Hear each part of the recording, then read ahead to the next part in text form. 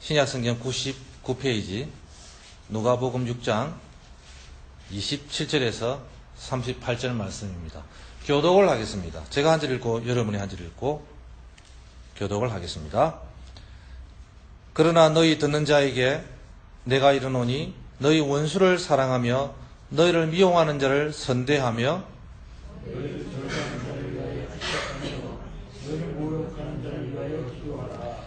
너의 이 뺨을 치는 자에게 저 뺨도 돌려대며 네 겉옷을 빼앗는 자에게 속옷도 거절하지 말라.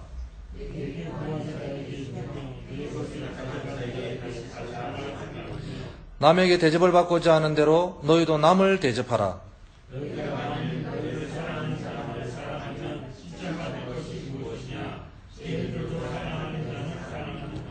너희가 만일 선대하는 자만을 선대하면 칭찬받을 것이 무엇이냐? 죄인들도 이렇게 하느니라. 너희가 박해를 하고 사람들에게 구워주면 칭찬받을 것이 무엇이냐? 죄인들도 그만큼 박살하여 죄인에게 구워주느니라. 오직 너희는 원수를 사랑하고 선대하며 아무것도 바라지 말고 구워주라. 그리하면 너희 상이 클 것이요 또 지극히 높으신 너희 아들이 되리니 그는 은혜를 모르는 자와 악한 자에게도 인자하시니라.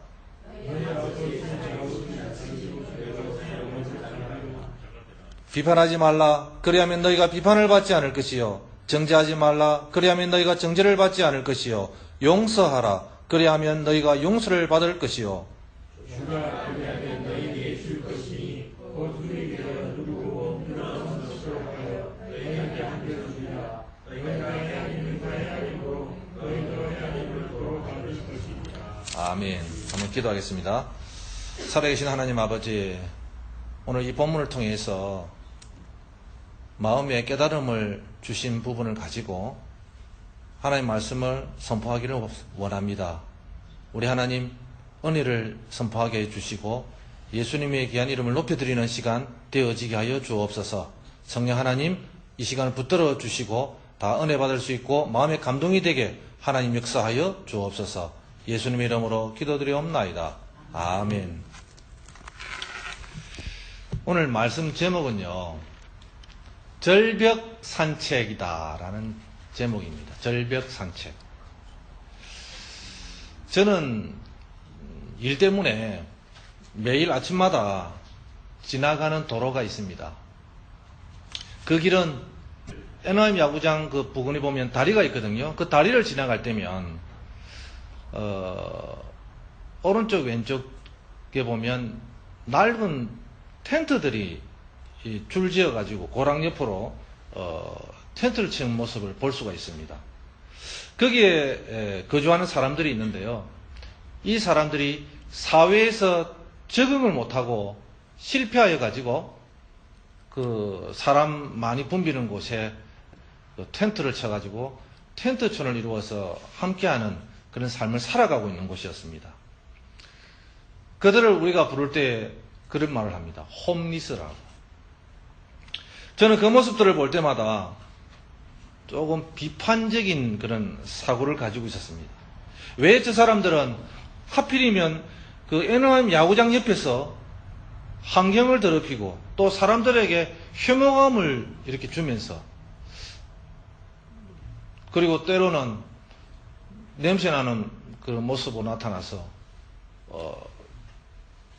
$1만 달라 또는 페니만 달라 뭐 이런 식으로 얘기를 하는 것입니다.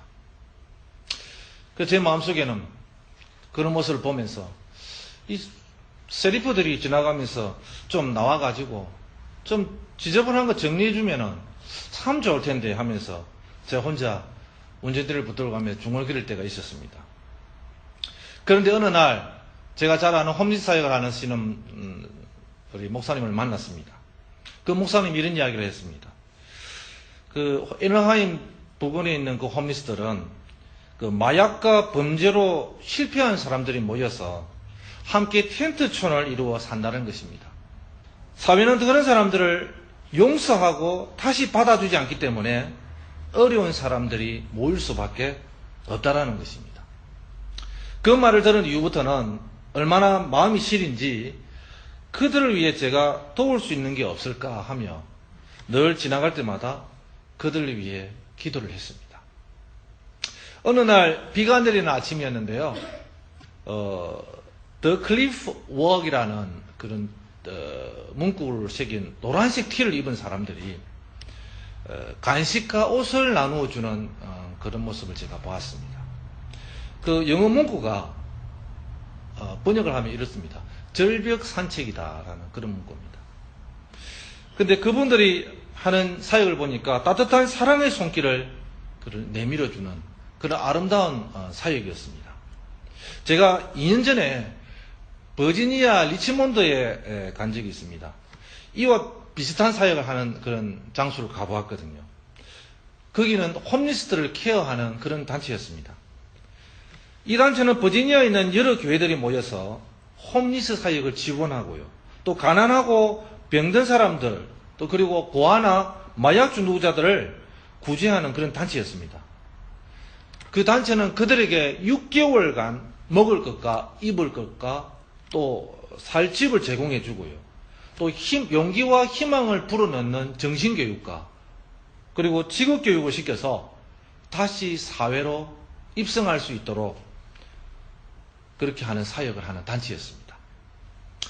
거기서 훈련받은 많은 사람들이 재활에 성공하여서 사회로 돌아가게 되고 안정을 찾는 아름다운 일들이 계속해서 일어나고 있었습니다.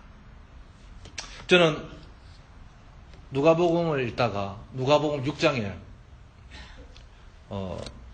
37절에 마지막에 용서하라 그리하면 너희가 용서를 받을 것이요 라는 그 말씀에 여러 가지 생각이 잠겨서 하나님 말씀을 제가 이렇게 묵상을 하게 되었습니다.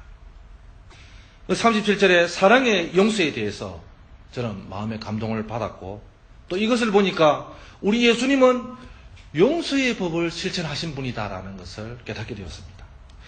또 우리 예수님은 십자가에 못 박혀 죽으셨습니다. 예수님을 십자가에 매단 로마 병사들을 위해서 예수님은 용서하는 기도를 했습니다.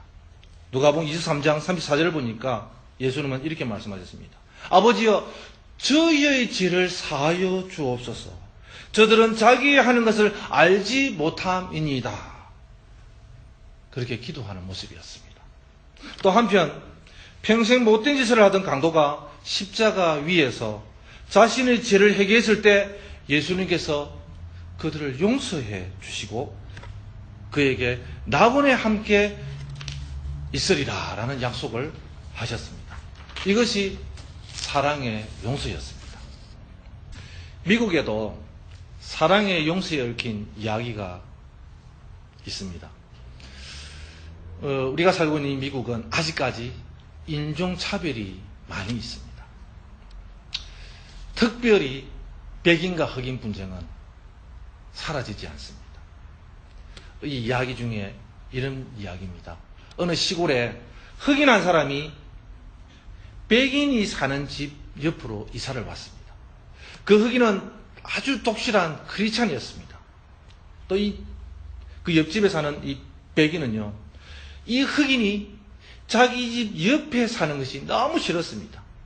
어떻게 하면 이 흑인을 골탕 먹여서 동네에서 쫓아낼까 하고 연구를 했습니다. 그러던 어느 날 이 흑인 집에 소가요, 백인의 풀밭에 들어가서 풀을 다 뜯어먹어 버렸습니다. 그리하여서 백인은 그 흑인에게 많은 보상금을 청구해서 돈을 받아내었습니다. 흑인은 아무런 변명도 없이 백인이 달라는 대로 다 보상금을 줘버렸습니다. 그런데 몇 주가 지났습니다. 백인의 소 여러 마리가 흑인의 풀밭에서 풀을 다 뜯어먹어 버렸습니다. 백인은 놀라서 아들을 시켜 흑인에게 받은 보상금을 가지고 가서 소를 찾아오도록 했습니다. 소를 찾으러 간 아들은 소와 함께 그 돈도 도로 가지고 왔습니다. 그 백인은 흑인에게 한 행동이 너무 부끄러웠습니다. 그래서 그 흑인에게 직접 찾아가서 보상금도 되돌려주고 용서를 청했습니다. 그 흑인은 흔쾌히 그를 용서해 주었습니다. 그러자 나중에 그 백인은 예수를 믿게 되고 평생 친구가 되어 잘 지내게 되었다는 그런 이야기입니다. 이 이야기 속에는요, 용서에는 두 가지로 나눌 수 있다고 합니다. 하나는 자신을 용서하는 것과 또 다른 하나는 남을 용서하는 것입니다. 나에게 피해를 준 사람을 용서하는 것은 쉬운 일이 아닙니다. 그러나 나 같은 죄인도 주님께 용서받아 하나님의 자녀가 되었다라는 사실을 깨닫는다면 내가 용서 못할 사람은 없다라는 것입니다. 그러나 내가 나를 용서하는 것도 쉬워 보이지만 쉽지 않습니다. 과거에 IMF 그 시절에 부도가 난 사업체의 사장이나 또는 실직자가 생을 비관하여서 자살을 하는 경우가 많았습니다.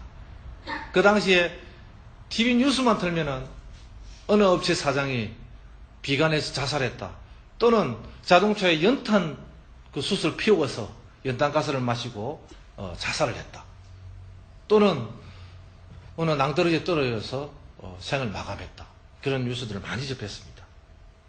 이런 사람들은요, 자기 자신의 무능함과 수치스러움을 이기지 못하고 나를 용서하지 못해서 생을 포기하고 말았습니다. 정말 안타까운 일이 아닐 수 없었습니다. 혹시 어려움을 당하신 분이 계십니까? 그렇다면 욥을 생각하십시오, 여러분. 욥은 정말 아무런 잘못도 없이 엄청난 어려움을 당했습니다. 그는 순전하고 정직했습니다. 하나님을 경외했습니다. 또 하나님은 욥을 너무나도 잘 알고 있었습니다. 그래야 사단에게 욥을 자랑할 정도였습니다. 여러분, 만약 하나님이 어떤 사람의 모든 소유를 없앴다고 생각해 봅시다. 그는 분명히 하나님을 용서하지 않고 원망하고 또 비관해서 자살을 시도할 것입니다. 그러나 욥은 달랐습니다. 왜냐하면 욥은 복을 많이 받았기에 자신을 용서하고 하나님을 잘 믿었습니다.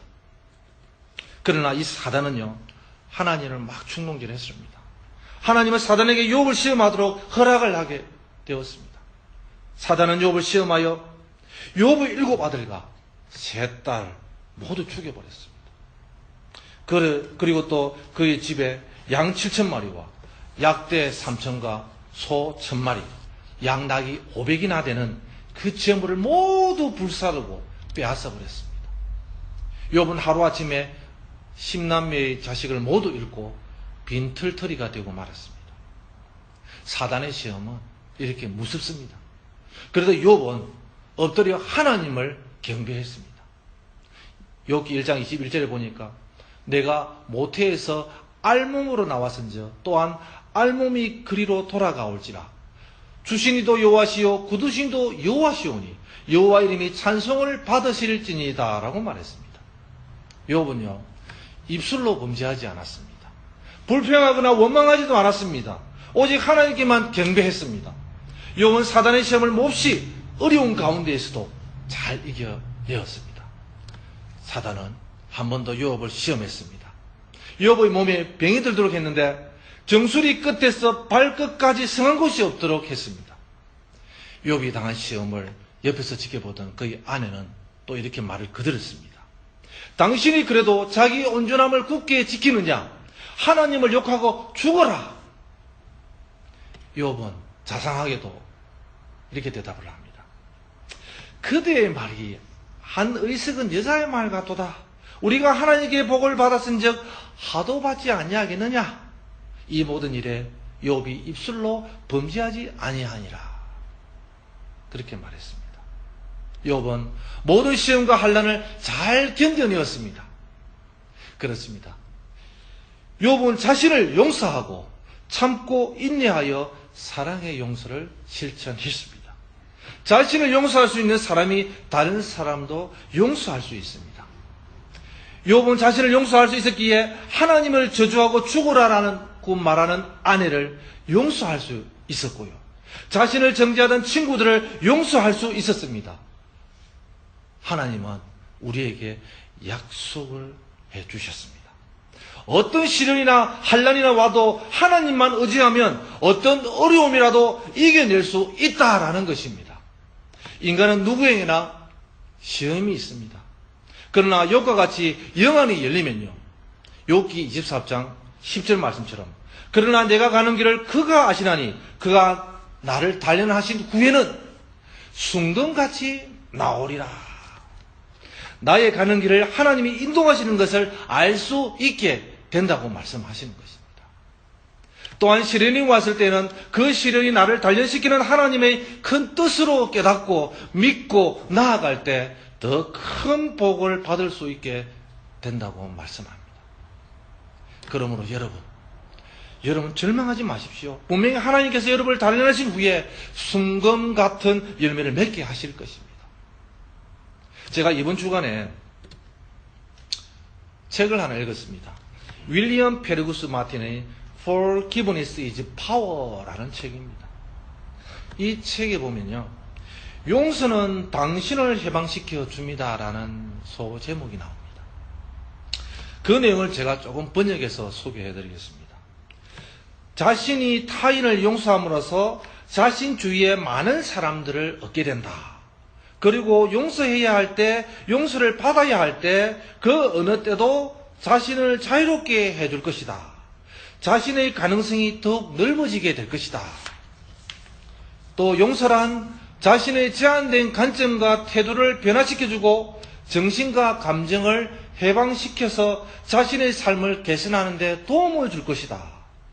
용서는 현실적이면서도 실용적으로 자신의 목표 달성을 도와준다. 또 더 좋은 직업을 구하기도 하고 더 많은 부를 얻을 수 있고 대인과의 관계를 개선시키고 더 좋은 집을 얻을 수 있게 한다.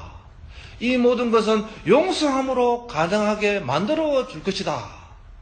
그러나 만약 용서하지 못한 것을 마음에 담아두게 된다면 그 정오와 후회와 고통 때문에 자신의 성공에서 실패하게 된다. 자신을 둔하게 만든다. 앞으로 나아갈 수 없도록 막아버린다. 마치 브레이크를 걸고 자전거를 타려고 하는 것과 같다. 여러분들의 마음속에 용서하지 못한 것들은 자신의 선택과 믿음을 뿌리채 흔들 것이다. 용서해야 하는 힘을 배움으로써 부정적인 생각들과 감정들에게서 해방될 수 있을 것이다. 그러므로 용서하는 법을 배우는 것은 여러분을 이롭게 하고 해칠 수 없을 것이다. 용서는 여러분들을 자유롭게 해 줄 것이다. 제가 번역을 해보았습니다. 그렇습니다. 우리는 사랑의 용서의 삶을 살아야 합니다. 우리 예수님은 사랑의 용서를 완성하셨습니다. 예수님께서 우리 모든 죄를 위해 십자가에 못 박히셨기 때문에 사랑의 용서를 완성하셨습니다. 오늘 본문 말씀 37절처럼 사랑의 용서를 우리는 배워야 합니다. 그렇게 함으로 38절처럼 주라 그리하면 너희에게 줄 것이니 곧 후일이여 누르고 흔들어 넘치도록 하며 너희에게 안겨줄 것이다. 너희의 헤아리는 그 헤아림으로 너희도 헤아림을 도도 바를 것이다. 그렇습니다. 이 모든 사랑의 용서의 말로 절벽 산책이다라고 말할 수 있습니다. 이 말은요, 돈 슈나이드라는 미국의 한 지방대학 영문과 교수가 쓴 책의 제목입니다. 그는 우수한 장학생으로요, 학교를 다녔습니다. 그리고 대학에 진학을 했습니다. 그리고 난 후에 탄탄대로로 달려오던 그 40대 초반에 그로서는 상상할 수 없는 일이 발생했습니다. 1992년 봄에 교수 재임용에서 탈락하고 맙니다. 그는 다른 대학의 교수가 되기 위해서 2년간 111개의 대학에 서류를 지원하면서 그가 채용하는 곳은 아무 데도 없었습니다. 그동안 그는 저금한 돈을 모두 찾아 생활비를 썼고요. 자신을 용서할 수가 없는 그런 상황까지 가게 되었습니다. 불행한 삶을 살아가게 되었습니다. 그리고 그는 자기가 나 자신 너무 무능하다는 것을 깨닫게 되었고 자신을 용서할 수가 없었습니다. 그러면서 매일 잠을 잘 수 없는 순간을 맞이했습니다. 어느 날 갑자기 마주친 그 인생의 절벽에서 한창 나이의 중년 가장으로 사형 선고를 받는 절망의 고통을 경험을 했습니다. 그는 어떻게 하겠습니까? 벼랑 탈출은 스스로 선택해야 하는 것이었습니다. 그러다 보니 수면제 없이 잠을 이룰 수 없는 그런 지경에 이르면서까지도 많은 고통과 번민을 한 후에 그는 자기 자신을 발견하게 되었습니다. 그것은 가족의 사랑으로 인해서 자기 자신을 발견했습니다. 그런 후에 그는 건축 현장의 보조 일꾼이 되고 그는 현장에서 열심히 일을 하는 가운데에 솜씨 좋은 페인트공이 되고 보조 일꾼이 되었습니다. 그는 현장에서 열심히 일을 하며 땀을 흘리며 노동의 기쁨을 누리게 되었습니다. 그러자 그런 삶을 통해서 이분이 글을 쓰게 되었는데요. 그것이 절백산책이다라는 글을 쓰게 되었습니다. 그러자 이 책이 나중에 베스트셀러가 되었고요.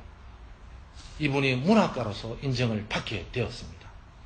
자기 자신을 용서하고 자신을 되돌아보고 자신을 고집을 버리게 되니 그에게는 또 다른 길이 예비되고 있었던 것이었습니다. 교우 여러분, 한번 실패했다고 인생의 끝이라고 생각하지 마시기 바랍니다. 누구나 절벽산책을 경험합니다. 자기를 학대하고 절망과 낭망에 빠지고 인생을 포기할 수 있습니다. 그렇지만 여러분은 절대로 인생을 포기하지 마시기 바랍니다. 나 자신을 용서해야 합니다. 그리고 나의 가족과 친척과 친구와 주변 사람들을 용서해야 합니다. 그렇게 함으로 절벽 산책에서 우리는 내려올 수가 있습니다. 여러분, 절벽에서 계신다고 생각되시는 분이 계십니까? 어서 내려오십시오. 빨리 내려오십시오. 자신을 용서하고 남을 용서하는 믿음의 사람이 되십시오. 그럴 때 하나님도 나의 길을 바르게 인도해 주실 것입니다. 우리 예수님께서도 여러분을 도우실 것입니다.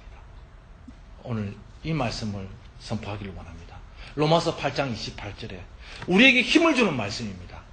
하나님을 살아가는 자, 곧 그 뜻대로 부르심을 받은 자들에게는 모든 것이 협력하여 선을 이루시느니라.